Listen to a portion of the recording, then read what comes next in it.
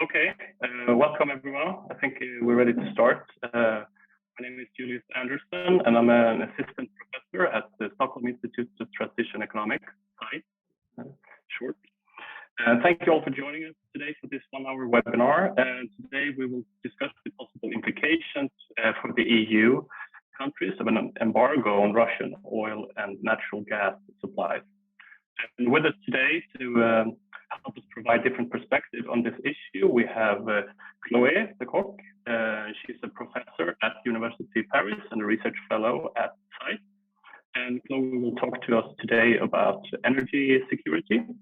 And then we also have Sergej Gubin, and Sergej is a research fellow at BICEPS in Riga, Latvia. And Sergej will today focus on the Baltic perspective. And then the third speaker today is Paweł Wróbel, and Paweł is managing director at BalticWind.EU. And Paweł will focus today on the Polish perspective.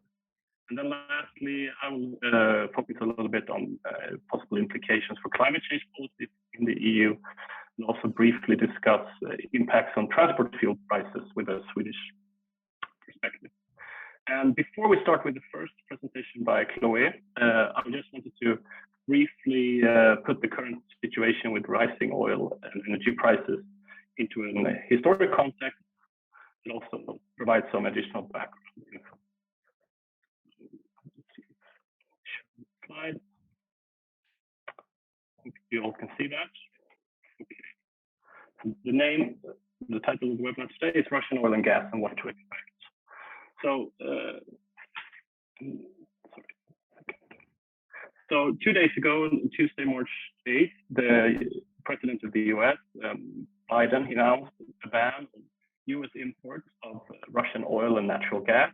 And a similar ban is now discussed, but not yet implemented in the EU.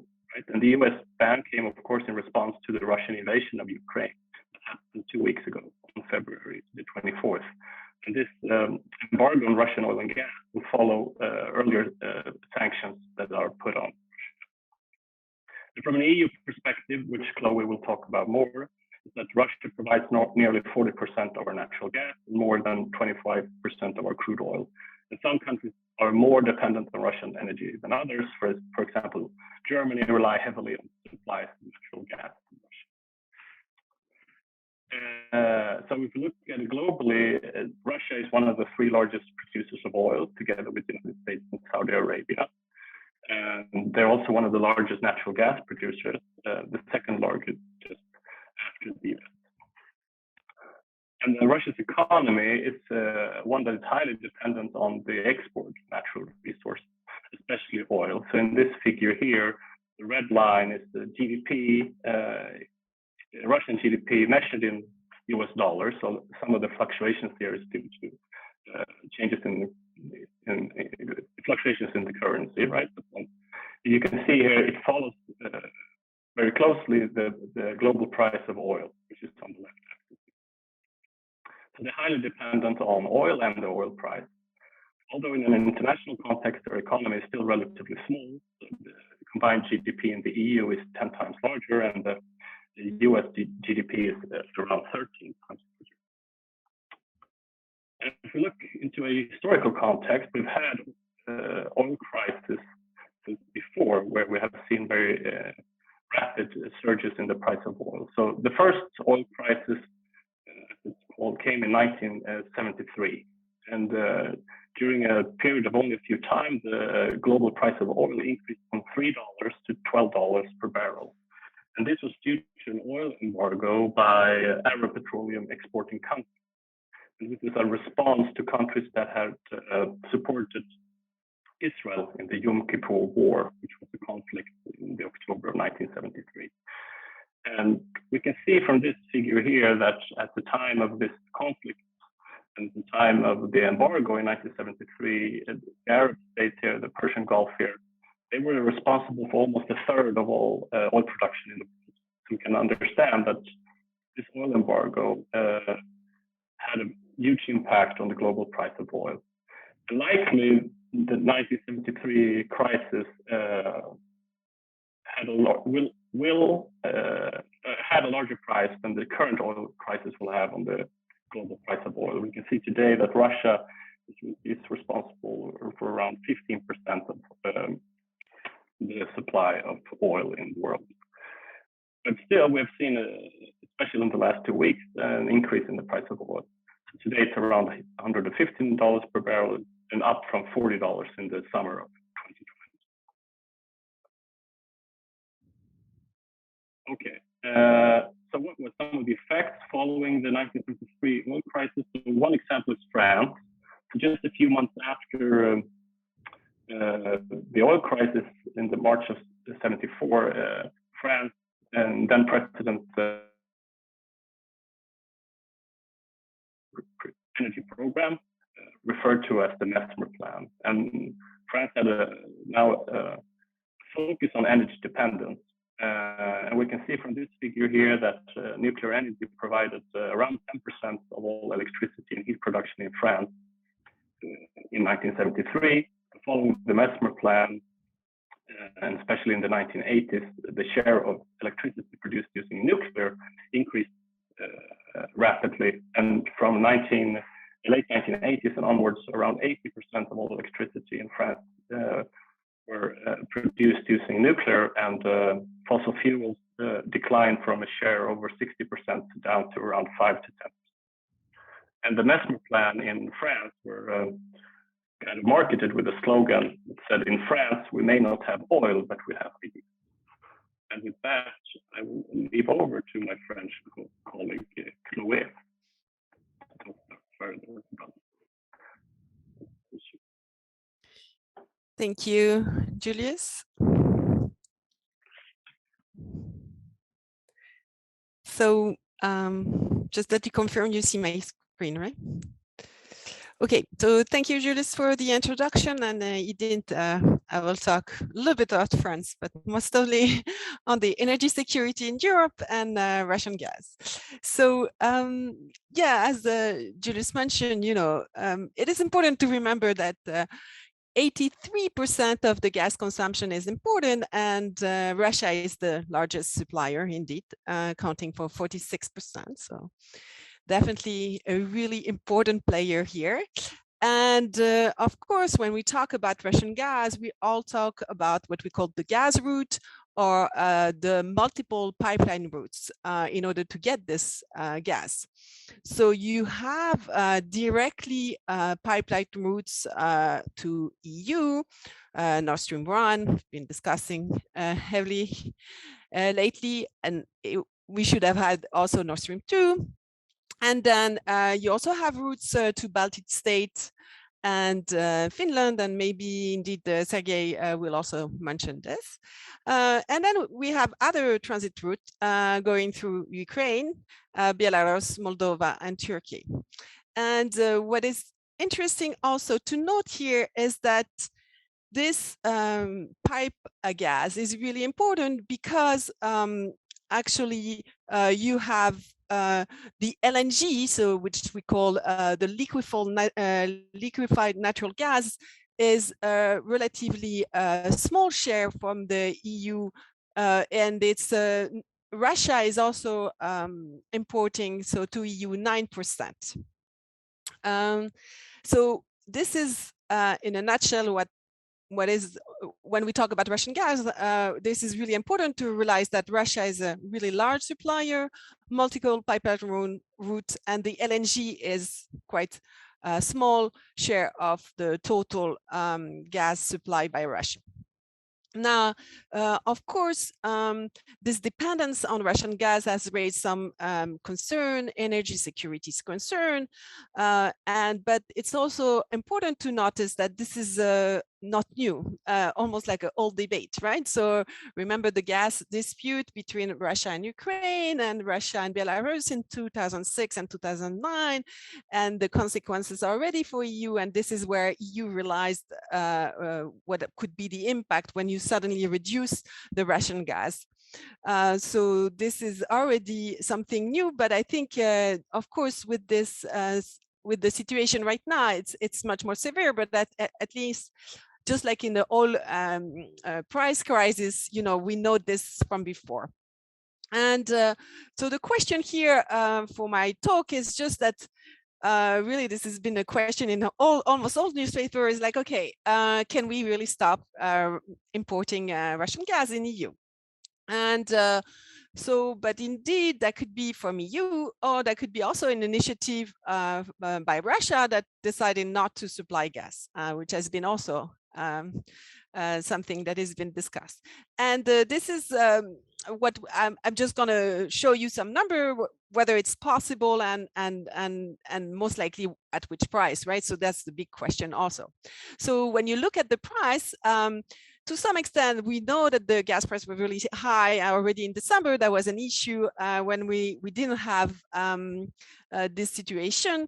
And I think it was, but now obviously with the war, so on February 24, starting in February 24, you see definitely a reaction in the market, right? So it seems to be that the concern that we need to change, or it will be maybe a short supply in gas, and then obviously the market react immediately. So it was, I think, yesterday, so it jumped 2,570. So it's really high, even comparing, I would like to point out, even comparing to December, which was really a price spike. So yes, the market react and prices are also really high. But the real issue is also, okay, let's disregard the price and let's see even if the capacity will follow, right? So what is important is that, so the second question is that, is the EU able, or can we substitute Russian gas? So as a really conservative estimate, you know, Russian imports to EU in 2021 was 150 billion cubic meter, right? And this is, you know, under pandemic, so it's really really a conservative estimate. So when you think like this, then, and when you want to replace it, then there's of course different options. You could increase pipeline export from other producer. You could increase LNG import, as been discussing heavily, or you could utilize storage. And I will not talk about increasing domestic production because it's really little and we don't have so much time. So, okay, so the idea of using other pipeline gas, you know, it's something that is in theory possible, but when you look at the number, it seems that really the other pipeline supplier, Norway, Algeria, Azerbaijan, there seems to be close to the capacity. And what is interesting is also to compare really when we had this spike price in December 2021, where you think that really the other suppliers should really provide a lot of gas if they respond to prices. And so, for example, if you take Norway, so in December here, Norway seems to be hasn't really changed despite having really high gas price. So you could think that maybe at the capacity level, or using really almost their capacity, and even if with this high price, they didn't react in December. So it's not clear that they will react now, right? So they will be able to provide much more gas. And indeed, this is also an evaluation, an estimation that is shared by other institutes, so or statistical data bureau. Then so what I provide here on the table is the estimation of additional gas volume from other pipeline supplier, and we have different sources, and I'm going to show you this table many times. So from Rystad Energy, from Oxford Institute, and from the IEA 10-point plan, right? So everyone has different scenario, but I think it's interesting to compare those three sources and see how they judge this. And it's so you have those numbers that are quite similar, right? And so each time, let me remind you that what we try to replace, if we think of replacing fully Russian gas, is 155 billion cubic meters, right? So, okay, so maybe we could expect 13, 15, or 10 from the other pipeline supplier. Let's now try to look at LNG. So LNG has been discussed, and you know, it seems again some limited outside option. You know, even with what is happening here is that so one interpretation is that you have some liquefaction bottleneck. So again, it seems that the current facilities of LNG supplier are really close to capacity. So, for example, according to some estimation, you know, the US one are close to 90% of their capacity already in December. So, how much we can expect? It's a really open question, and also because we need to think that it's not just only EU that wants LNG, but also Asia, right? So this time, if we go for LNG, then it's going to be a much more liquid market, and then EU will need to compete with Asia for the SLNG, and then again, it's a question of how much LNG EU can get at which price. Then we also have LNG is also has a limited outside option because, you know, when you look at the utilization rate in EU, it seems that, okay, it was rather low in July 2021, but it has been slowly increased until March, and we still have some margin. But I think this is a general perspective. When you look more carefully, really the underutilized capacity is more towards Spain. So if you think again in terms of infrastructure and connection and pipeline and all the transport LNG, then it will be quite challenged to take the gas from Spain in the Baltic or in Germany even. Right? So that's also why I think it is fair to say that LNG is quite a limited outside option. But so it all depends. So again, it's the estimation of those three parties, and then Rystad Energy thinks that maybe LNG could represent 70%, 70. Oxford Institute is much more pessimistic. It gives a 25 BCM, and then IEA gives 60, right? So let's continue and explore the third option, which is something that has been also discussed, is the gas storage, right? And you know, the gas storage is at its lowest since 2015, and still you know, it's really difficult to see how you can go and actually pump and get even more gas, and then of course you could have you can still use in the short term some gas storage, but it's going to be limited because of the capacity. So when you look about the institute and that try what kind of assessment they make, so Rystad Energy consider that yes, okay, maybe we can find 10 BCM, but that will definitely has some consequences for the next winter. Oxford Energy Institute, actually, they don't even consider that this is an option, and neither the IEA.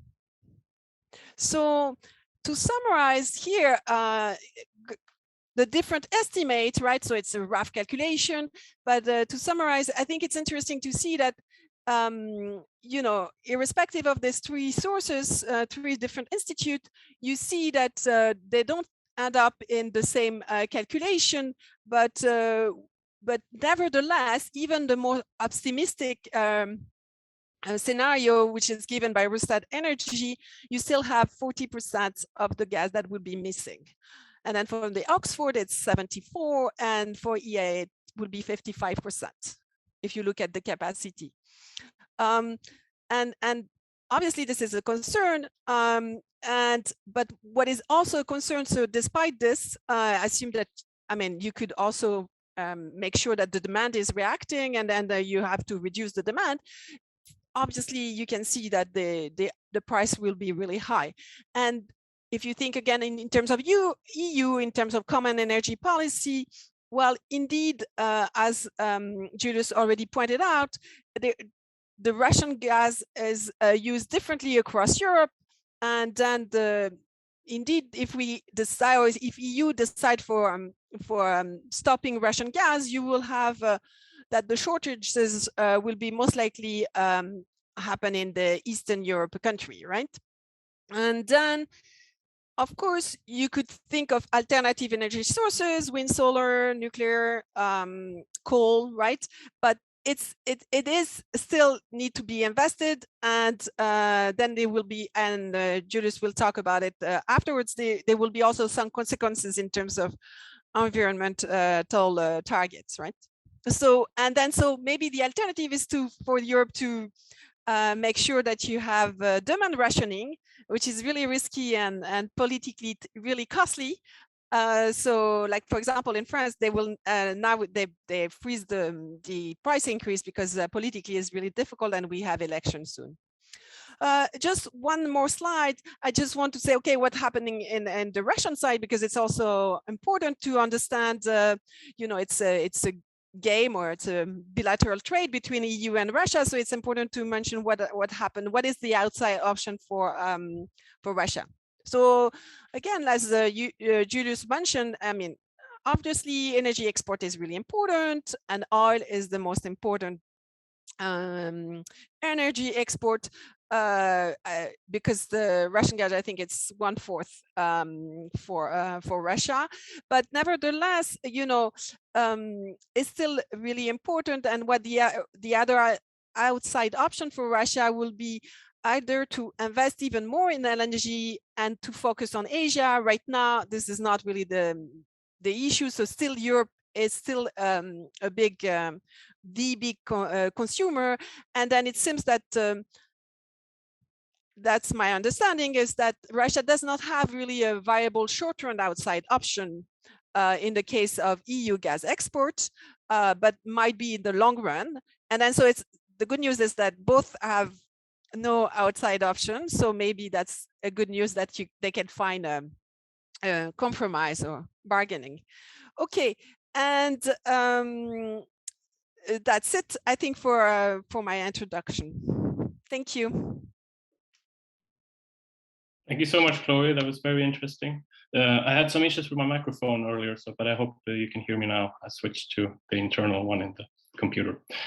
So after that, we're leaving over to Sergej to give the perspective from Baltic. Hi, everyone. I hope you can see my slides and hear me clearly. Yes. Hello from Riga. Let me introduce you at the beginning.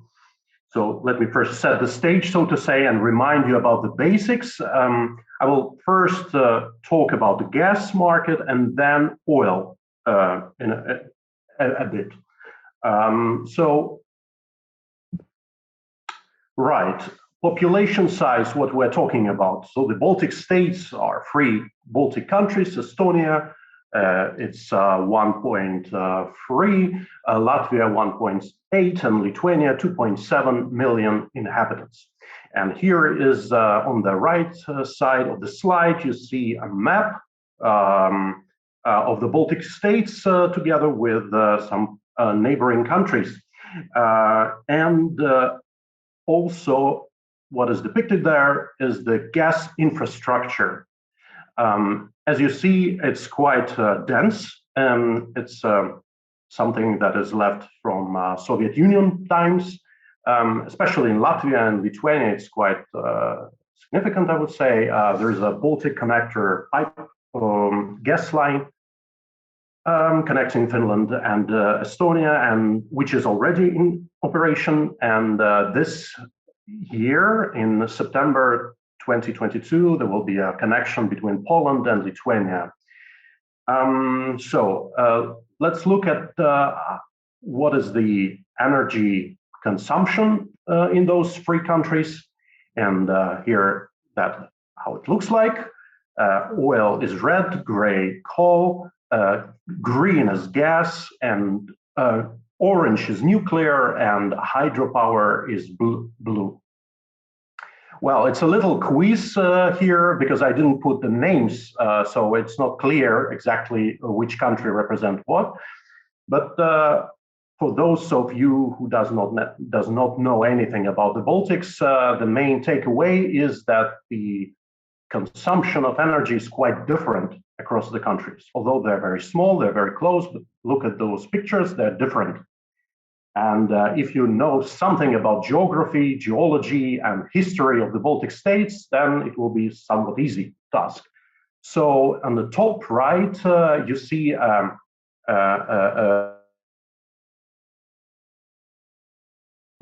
so that is one country had a nuclear energy for some time. So we had only one country, and it's Lithuania, that had a nuclear power plant, Ignalina, and it was closed down in 2010 because it's essentially a copy of infamous Chernobyl nuclear power plant. So now it's safe here. So this one is Lithuania. Where is, say, Latvia? If you look at the bottom, you see a blue hydropower. So that means that there's some hydropower power stations. And that's what we have here in Latvia. We are very proud of three cascade of our hydro plants on our major river. So that bottom graph is for Latvia, and then Estonia is top left. A lot of coal. They have their own so-called shale oil and burn a lot. So basically, what's the takeaway? A lot is oil, a lot gas for Latvia and Lithuania, not so much for Estonia, and then coal, local production from Estonia, and hydropower from Latvia as well. To compare it with some other countries, let's say Sweden or Finland, notice that neither Sweden nor Finland rely heavily on gas. There's almost nothing in Sweden, and there's just very little in Finland. And to compare, so gas for Latvia is as important and as oil for Sweden. So that's quite essential. What we do with that gas, you might wonder. So Latvia and Lithuania and Estonia, so mostly we use it for heating during winter periods and for creation or creation power, so electricity. And in Lithuania, they use it for production of fertilizers. So that's the overall, I think that's the main idea. So gas is used for electricity and heating, and in Latvia, and manufacturing in Lithuania, and not so much, not so important for Estonia.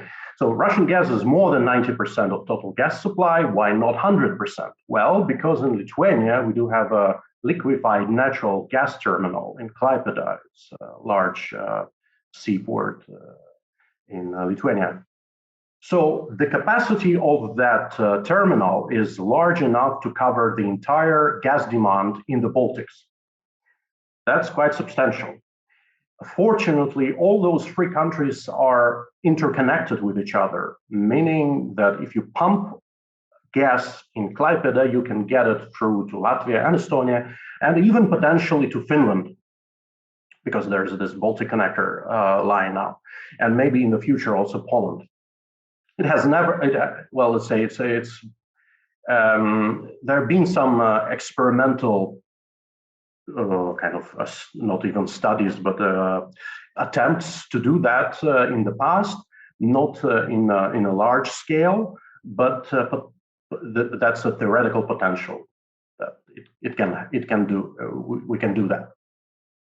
Now, the last piece of gas infrastructure, relevant gas piece of gas infrastructure is Inchukhan's natural underground gas storage facility. This is our pearl, so to say. It's really big and it's really important also for Russia, because the gas that is pumped there is used by Russia to supply Kaliningrad region. This is this small part of Russia between Lithuania and Poland. And also, if I understand it correctly, they pump the gas back to Russia during January and February, even to St. Petersburg. So in order to heat St. Petersburg during the winter, they take gas that they store in Inchukhans. So this interdependency between Russia and the Baltic States, and Latvia in particular, makes me think that there is a little reason for Russia to actually cut the supply of gas. So we're sort of safe side here. Note that we have direct links from Russia. We don't need those in-between states of Belarus or Ukraine. So it goes directly here. Right, so another small thing here is that the private largest gas provider is owned by Russia firm. So that's a typical situation also in Estonia and Lithuania. I think so some shares of Gazprom is there. Okay. So that's the story of gas. Let me go to oil. The story is somewhat easier with oil. I found a small schematic map here. So the story is simple. In Lithuania, in Latvia and Estonia, we do not have any oil refineries at all. We rely on two refineries. That one is in Lithuania, Mažeikiai, here in the border between Latvia and Lithuania, and it has a pipeline access and oil terminal on the Baltic Sea, so it can get oil both from Russia, also from sea. And in the past, 80% of that oil that's plant got used to be from Russia. Last year, it was almost 3 billion of euro. And they had plans to transform a bit not actually a bit. The plan was to invest quite a lot of money into adapt a refinery for non-Russian oil. So there's some chemistry, chemical differences between Russian oil and some other oil. So they wanted to adapt to this non-Russian oil. And so what about Finland? They used to have two refineries, but they closed one last year. The one which is left in Porvoo is owned by Neste. And as well, in the past, it used Russian oil heavily. However, since the Russo-Ukrainian war, both refineries made an announcement that they switch to North Sea oil immediately. So they already have supplies from non-Russian providers. And we in the Baltics, we can see it and feel it because the prices of benzene and diesel are skyrocketing, so to say, over the top. But my guess is that's basically the price we're paying already now for switching from Russian oil to non-Russian oil. To take away home, so something about gas. Lithuania and Latvia rely heavily on Russian gas, Estonia not so much. And technically, it's possible to divert from Russian natural gas to LNG. We don't need a lot. So technically, it's enough with this Klaipėda terminal.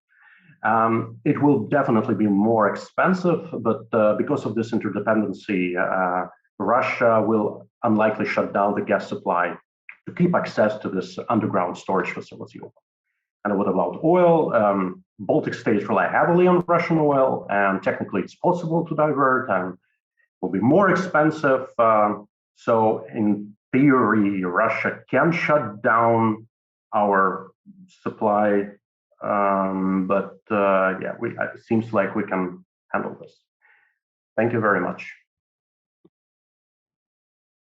Thank you so much, Sergej. That was very interesting. Now we move over to get the Polish perspective from Paweł. Yes, good afternoon. Thank you. Thank you for the invitation. I will share my slides.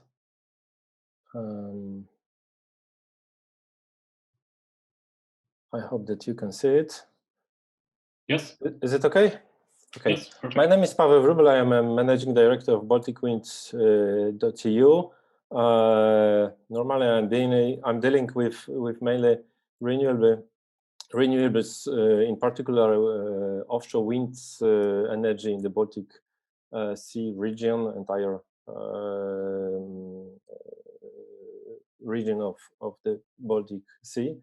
But I'm also following very closely Polish energy sector, and as we are in the very specific sector and its approach towards the war in Ukraine and challenges when it comes to bans for Russian fossil fuels. So first of all, I need to say that Poland is still heavily rely on fossil fuels, not only on coal, but also on oil and natural gas. So most of fossil fuels are coming from abroad, excluding coal, which is mainly our domestic source. However, also around 20% of coal is important to Poland. This dependency is throughout the years is slightly growing. When it comes to gas, Poland is heavily dependent mainly on Russian gas, also on Russian oil. The dependency on oil is almost 100%, which means that this energy security is under threat in coming days.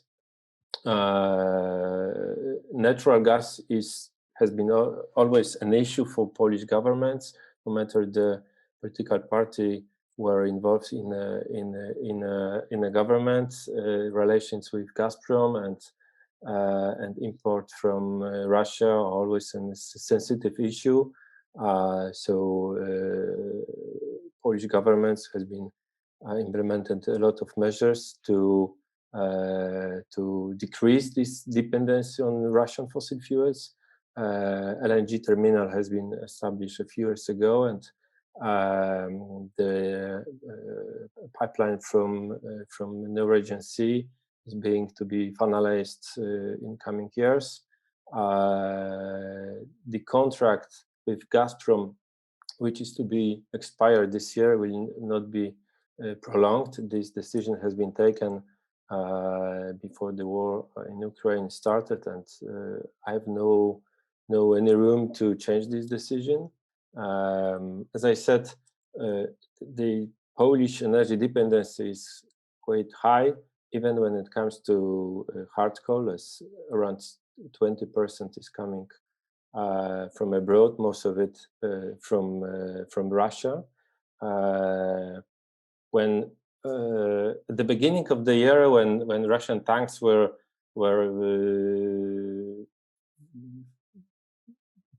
has been prepared to the aggression, it has been raised an issue in Poland of the cost of this energy dependency and how much of money Polish consumers are paying to Russian budget, and through this are investing in Russian economy and also in Russian army.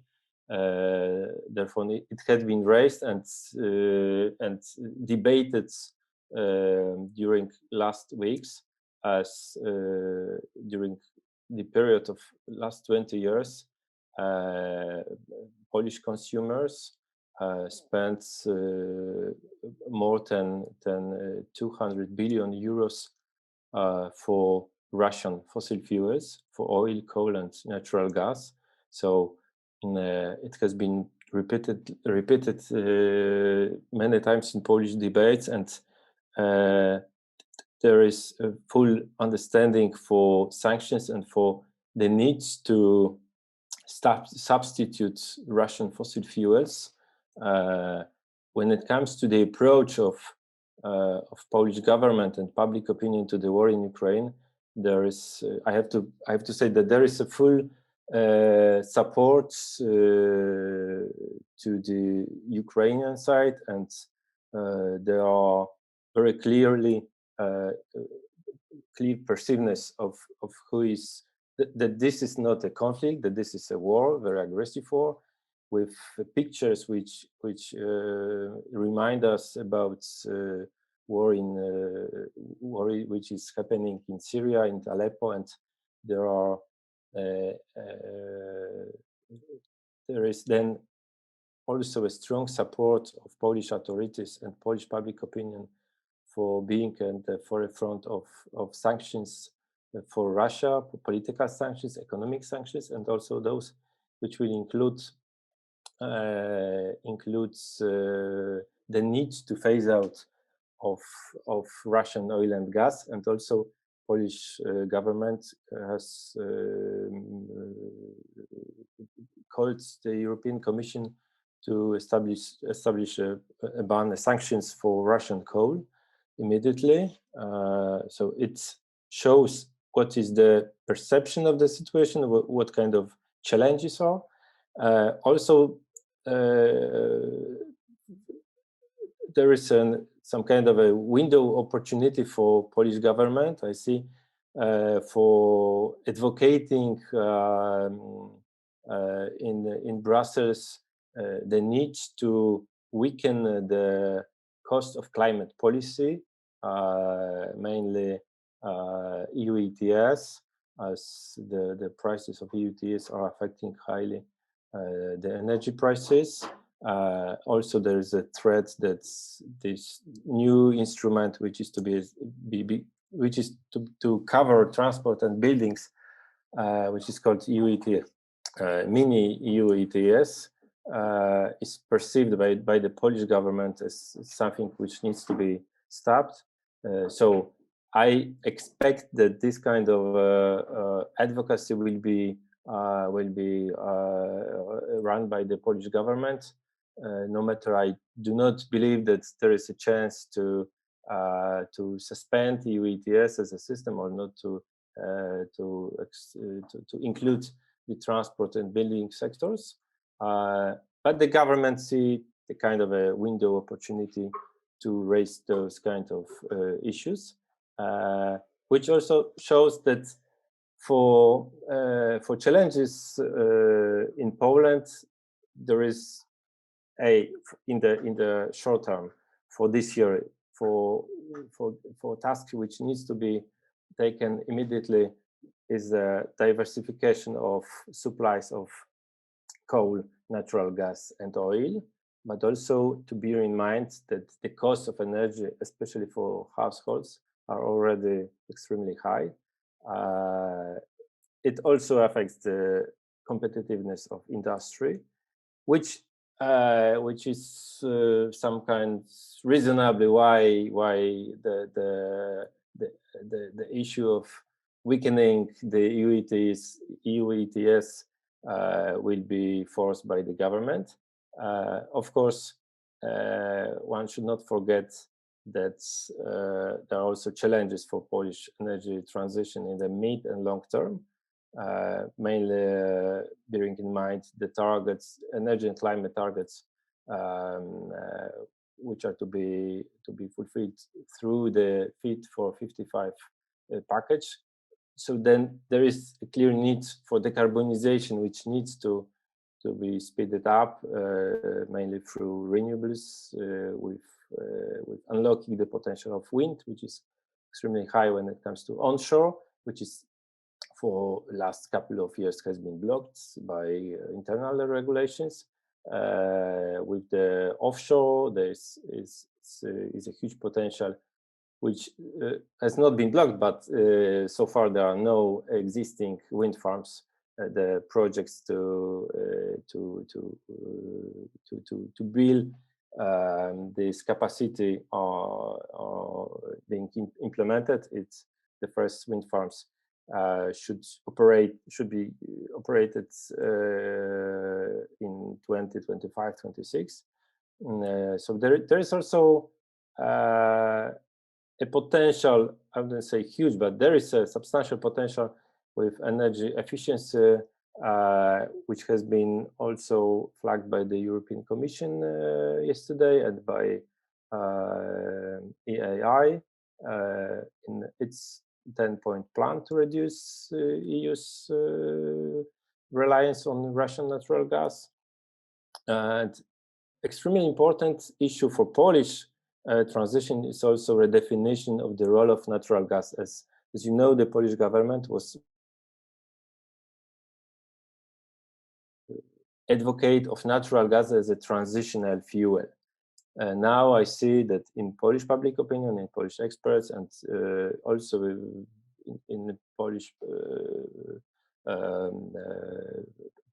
political opinion, there is no room to raise again these kind of issues, which is fully understandable when we have a war just behind the border of the EU, the border of Poland, and we know that the Gazprom and natural gas is playing not a business but a political role in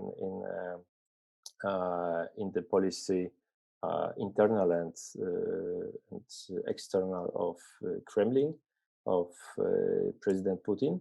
So there's no room to accept the business as usual policy.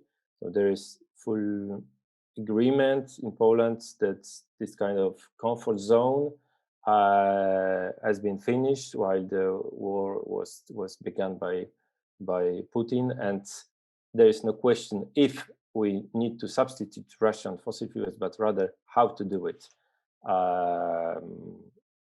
Yes, and with that, I will pass the floor to the next presentation, as I think that we still need the time for some Q&As. Thank you. Thank you so much, Paweł. That was very interesting, and I'm glad you briefly mentioned their EU climate change policies, but also effects on transports and so on. So I would want to just conclude with some thoughts and slides on those two topics. So I hope you can see my slides now. So as Paweł mentioned, there could be some likely effects on EU climate policy from this energy crisis. And the question is if it will accelerate the transition to low carbon alternatives, right? So the EU already planned to cut greenhouse gas emissions by around 55% by the year 2030 and reach net zero emissions by the year 2050.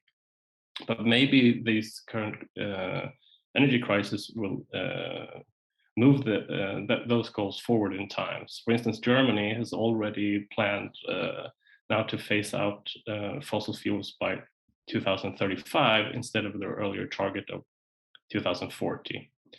And in the bigger picture here is that the current crisis, what it has done is it has moved the expected benefits of a low carbon transition forward in time.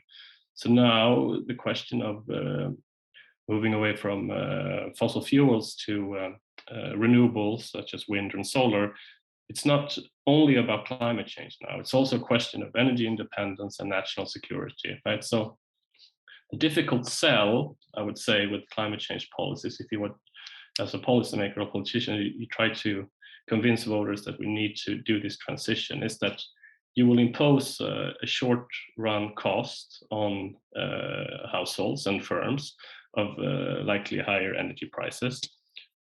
But you do so for a much larger benefit in 20, 30, or 50 years' time of avoiding very large costs from climate change, right?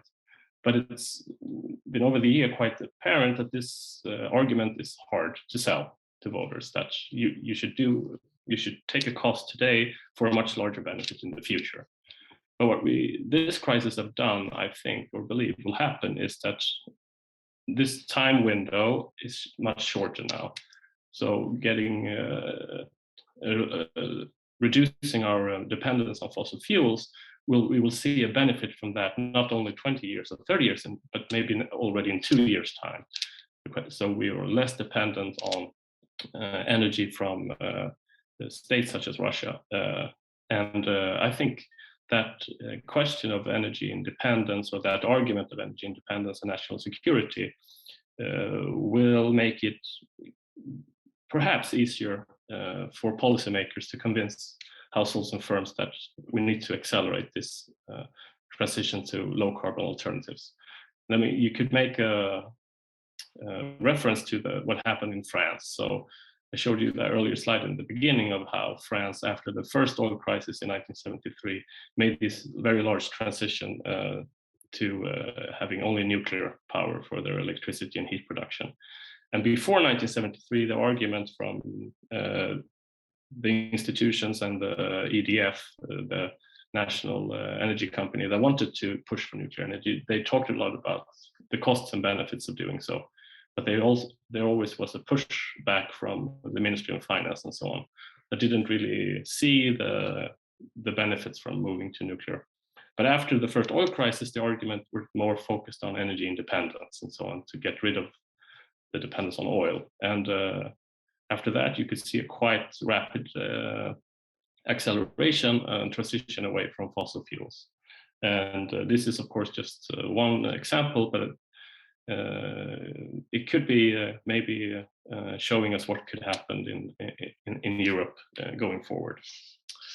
And lastly, I just wanted to talk about something that is discussed a lot among households and in the media, not only in Sweden, but also in the US, and I imagine all over in Europe today. And that's the effects on transport fuel prices. So as Sergej mentioned, and Paweł also touched upon, was that for Sweden, for instance, we're not that dependent on natural gas for our energy supplies, but we do use oil, of course, and a lot of our oil is used for transport, right? So the purchase of gasoline and diesel.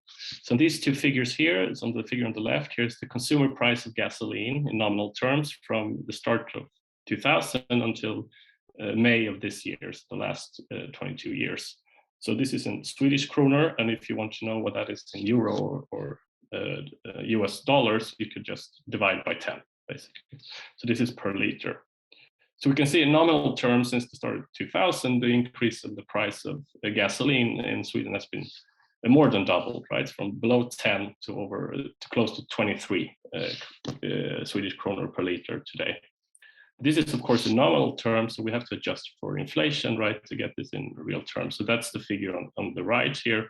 And we can see that when we adjust for inflation, the price trajectory has been more flat over time. But of course, the latest development in the price shows that historically over the last 20 years, even in real terms, we've never had a price of gasoline this high. Okay, having said that, though, we must also take into consideration that over time, transport vehicles, such as cars, they get more and more fuel efficient. So even in the last 20 years, you can drive further on a liter of gasoline than you could do. You can do that today further than you can do it in 2020 or 2000. Sorry. So in this figure here is the same time period, but now it's adjusted for the changes in the fuel efficiency of the vehicle fleet. So this is now the cost of driving 100 kilometers, adjusted for inflation. So this is how much you have to spend in Swedish kronor to drive 100 kilometers. So from this figure, we can see that actually from the beginning of 2000 until the end of 2021, this has been a kind of a downwards trend. It has become actually less costly for households to drive. And this recent spike in the cost of driving is of course dramatic, but it's at level that we have seen before in 2005 slightly. So it's not the highest it's ever been to drive a car in Sweden, but it's close to it. Of course, during this time period also Swedes have become on average richer. So this figure on the right here is GDP per capita in real terms. And we can see that from 2000 until 2021, there has been around a 40% increase in GDP. So as a share of the household budget, expenditure on gasoline and diesel has actually gone down slightly. Having said that, of course, there's little comfort for a household to know that, well, it was also as expensive 15 or 17 years ago to drive. What we maybe care about is the rate of change in the near term, right, or in the short run. So we can see here in the figure to the left that just over the last year or so, there's been a quite dramatic increase in the price of driving, right? So it's almost a 50% increase in the price of driving 100 kilometers in Sweden. So what we care about is maybe not the level here, it's the short run change in the cost, right? And here we have seen a very dramatic increase.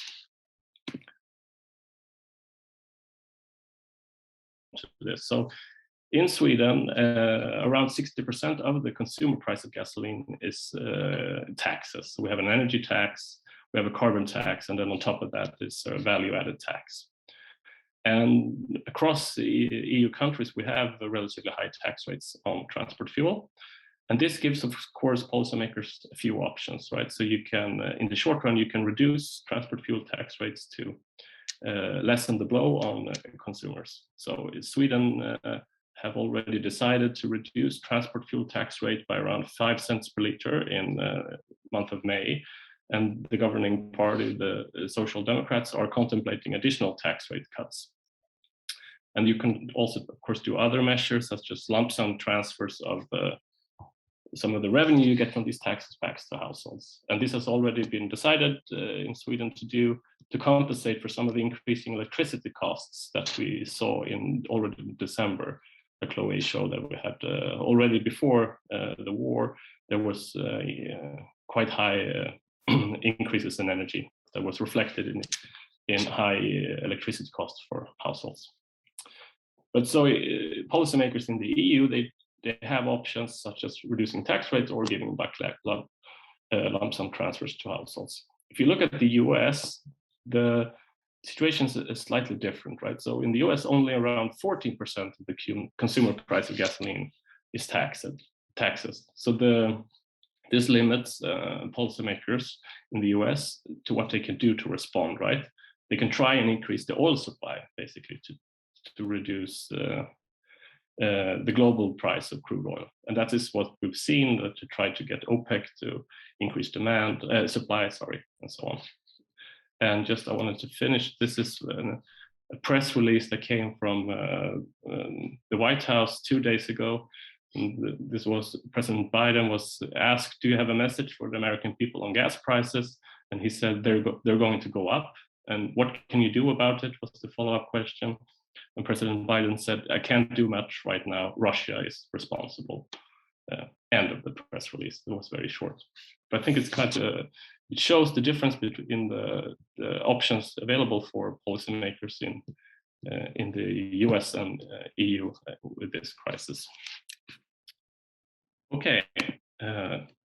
So we have exactly 1 minute left, but we have a few questions from the audience. So the first question is from Hilda Lilje. So she wonders how much of the Russian oil and gas in Europe could be realistically replaced by alternative energy sources, and how quickly can this practically be accelerated?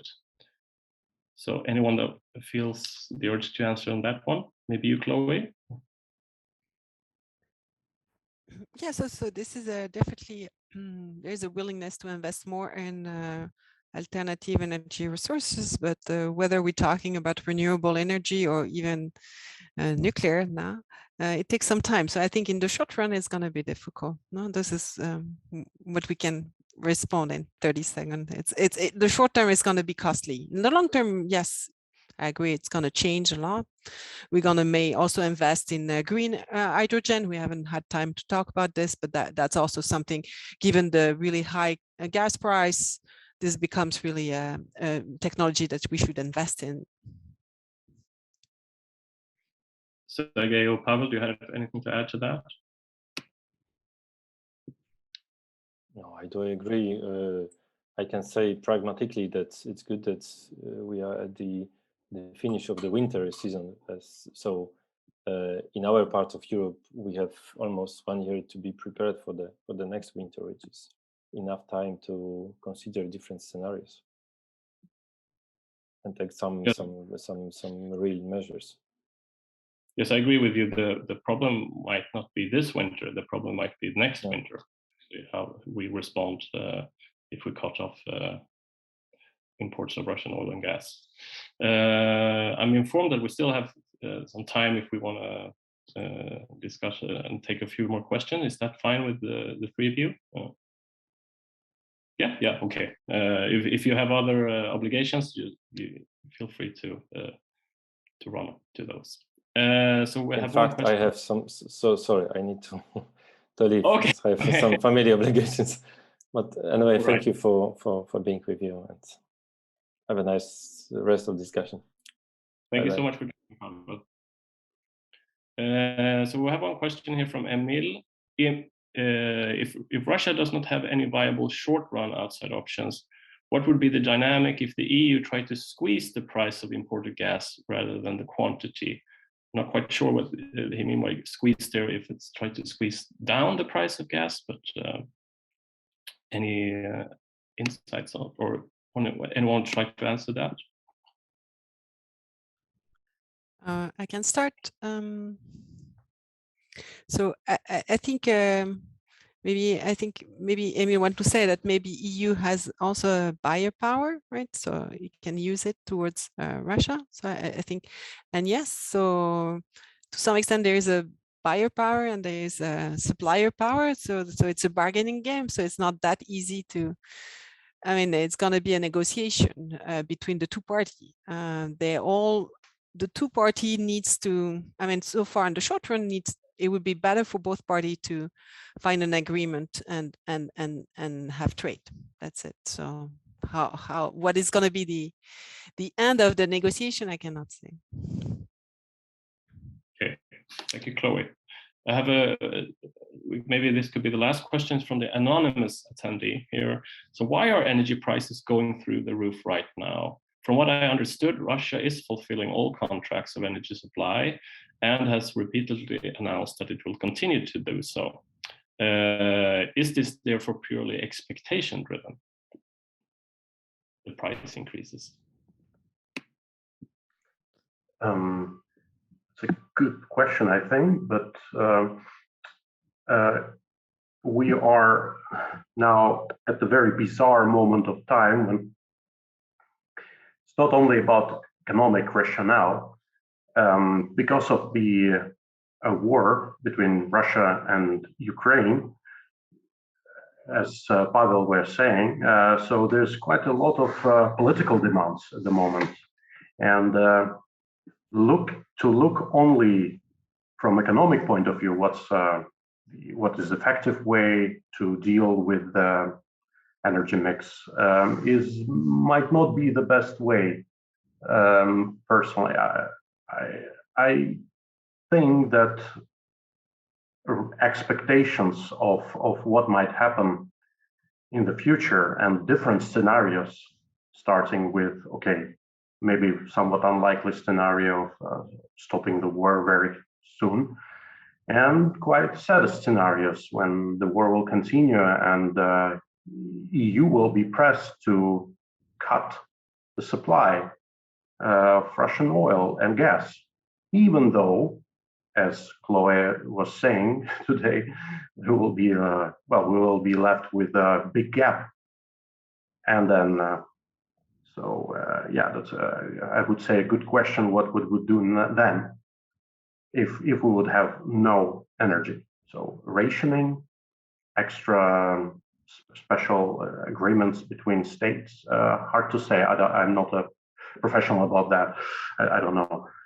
So yeah, I would say at the moment it's really expectations about the war, and then everything else later.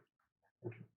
Maybe I would like to add, so also, some people may have known what would happen in Ukraine, but in December we also had a really severe gas price spike. So I think, and there you could explain there was different region and related, right? So it was the recovery, really strong recovery in Asia. You had the storage that were really low. So there was some objective feature why we had the gas price. So I think, and again, so there is some reason why it was also an expected really cold winter. So there's a different type of reason why we had the gas price so high in December. So now it could be also the war, but it could be also those reasons. I mean, the storage is really still low, so you don't have backup. So yeah, there is definitely a concern also.